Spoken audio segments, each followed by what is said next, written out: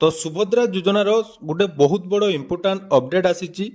तो सुभद्रा योजन जो आवेदन टी बंद थिला वर्तमान राज्य सरकार तरफ सुभद्रा योजन नुआ हिताधिकारी को सामिल करने जहाँकि फाइनाली नोटिफिकेशन आसी सारी। तेणु जो मैंने पूर्वर सुभद्रा योजन आवेदन करनथिले बा आपण मानक बयस जदि 21 रु 60 वर्ष मध्य रही ताले से सबू महिला हिताधिकारी मानकू वर्तमान जहाँकि सुभद्रा योजन सामिल करा सरकार तरफ जहाँकि नोटिफिकेशन आसी सारी। तेणु दीर्घ दिन धरी जदि जो महिला माने सुभद्रा योजन सामिल हो पार नथिले बा कौनसी कारणरू आपण माने सुभद्रा योजन आवेदन कर नथिले ताले वर्तमान नुआ हिताधिकारी मानक पई गोटे बहुत बड़ खुशी खबर सुभद्रा योजन नुआ आवेदन वर्तमान जाकि पोर्टाल रे आरंभ होगा पई जाउची। एने जाकि डिटेल्स नोटिफिकेशन मध्य आसी सारी।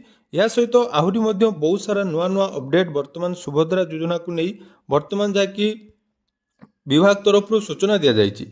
आसतु से विषय संपूर्ण डिटेल्स जानिबा जे वर्तमान सुभद्रा योजन जो आवेदन आरंभ होगा जाउची एथर कौ माने आवेदन करें एवं आवेदन करने हेले कौन कौन गाइडलाइन वर्तमान जहाँकि सरकार तरफ आना जाइए से विषय संपूर्ण डिटेल्स आज भिडियो जानिबे। ता पूर्व जदि चैनल को प्रथम थर विजिट करछंती वीडियो को लाइक करेंगे, चैनल को सब्सक्राइब करने सहित पाखे थिबा बेल आइकन को क्लिक करी ऑल सेट करदेवे।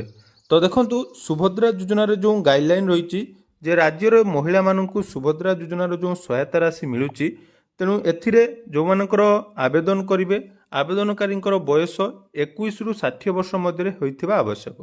तेणु 2024 मसीह जो सुभद्रा योजना आरंभ होइतिला से समय जो माने आवेदन करथिले तापरे पुणी थरे आपण मानक 2025 नवेम्बर 1 रु 30 तारीख पर्यंत जहाँकि सुभद्रा योजनार पोर्टाल आरंभ होइतिला।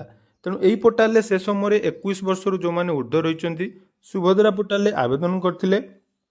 तो आउ जो महिला माने रही जाइछंती बा जो झील मानकर बयस वर्तमान 21 रु क्रॉस होइछि सेमाने वर्तमान सुभद्रा योजन आवेदन करें। एने देखंतु पूरा डिटेल्स नोटिफिकेशन मध्य आसीछि। तो देखिपे जहाँकि details notification government of Odisha रो department of women and child development department तरफ कि गत काली अर्थात 18 मार्च रे आपण मानकर जोटा कि सुभद्रा पोर्टाल ओपनिंग पाई जहाँकि नोटिफिकेशन आसीछि एवं ये जो फ्रेश ओपनिंग वर्तमान होउछि फाइनेंशियल ईयर 2026-27 आर्थिक वर्ष पाई वर्तमान सुभद्रा पोर्टाल रे नुआ आवेदन आरंभ हेबो। एवं देखंतु पूरा क्लियरली मेंशन करा जायछि जे यही आवेदन आपण मानकर केते तारीख रु आरंभ होउछि 1 एप्रिल 2026 रु आपण मानकर 30 एप्रिल 2026 पर्यंत चालू रहिबो। तेणु जो फ्रेश आपण मानकर रजिस्ट्रेशन हबो यही रजिस्ट्रेशन लो एज लिमिट देखंतु जे आपण मानकर जदि एज लिमिट बयस 1 एप्रिल 2026 सुधा 21 रु 60 वर्ष मध्य रही ताले सही सबू महिला हिताधिकारी माने वर्तमान सुभद्रा योजन आवेदन करें।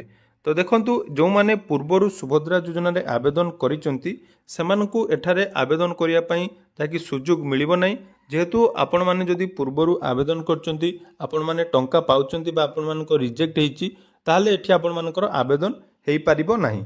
एटा केवल फ्रेश आपण मानकर आवेदन हबो एवं आवेदनटी संपूर्ण फ्री रे रजिस्ट्रेशन रहिबो एवं एटा आपण मानकर समस्त सीएससी रे जोडा कि आरंभ हबो एवं समस्त सीएससी रे आपण मानकर जाकि सुभद्रा योजनार अप्लाई चलिबो।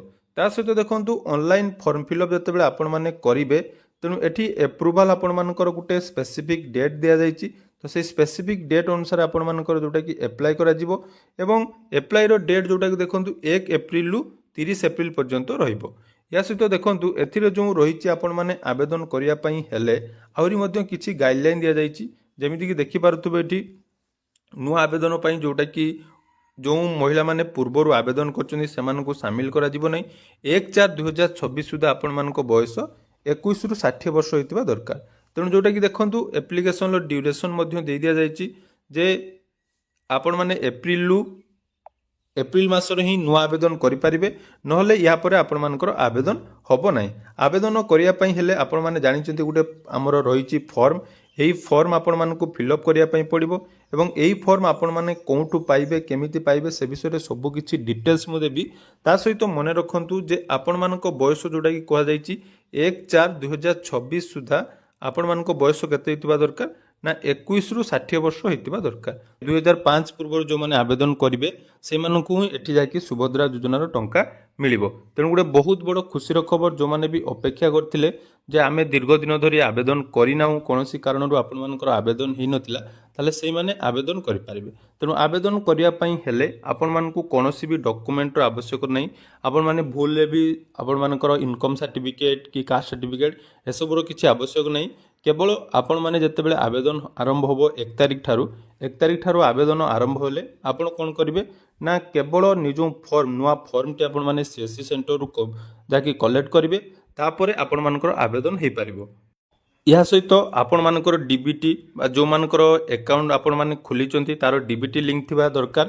ତେଣୁ ଯେଉଁମାନଙ୍କର 21 ବର୍ଷରୁ ଅଧିକ ହୋଇଯାଇଛି ଏହି ଭିଡ଼ିଓଟି ସେମାନଙ୍କ ସହିତ ନିହାତି ସେୟାର କରିଦିଅନ୍ତୁ, କାରଣ ବହୁତ ଜଣ ହିତାଧିକାରୀ ନୂଆ କରି ସୁଭଦ୍ରା ଯୋଜନାରେ ବର୍ତ୍ତମାନ ଯାଇକି 2026-27 ଆର୍ଥିକ ବର୍ଷ ପାଇଁ ଯାଇକି ଯୋଡ଼ି ହେବା ପାଇଁ ଯାଉଛନ୍ତି। ଗୋଟେ ବହୁତ ବଡ଼ ଖୁସି ଖବର ଏବଂ ଇମ୍ପୋର୍ଟାଣ୍ଟ ଇନଫର୍ମେସନ୍। ତେଣୁ ଆପଣମାନେ ଚ୍ୟାନେଲକୁ ସବସ୍କ୍ରାଇବ୍ କରି ରଖନ୍ତୁ। କେମିତି ନୂଆ ଆବେଦନ ହେବ, ଆବେଦନ କରିବା ସମୟରେ କେଉଁ ଡକୁମେଣ୍ଟ ଆବଶ୍ୟକ ହେବ, କେମିତି ଫର୍ମ ଫିଲ୍ଅପ୍ କରିବେ, ସବୁ କିଛି ଡିଟେଲ୍ସ ଅପଡେଟ୍ ଆପଣମାନେ ଆମ ଚ୍ୟାନେଲ ମାଧ୍ୟମରେ ଆଗକୁ ପାଇପାରିବେ। ଧନ୍ୟବାଦ।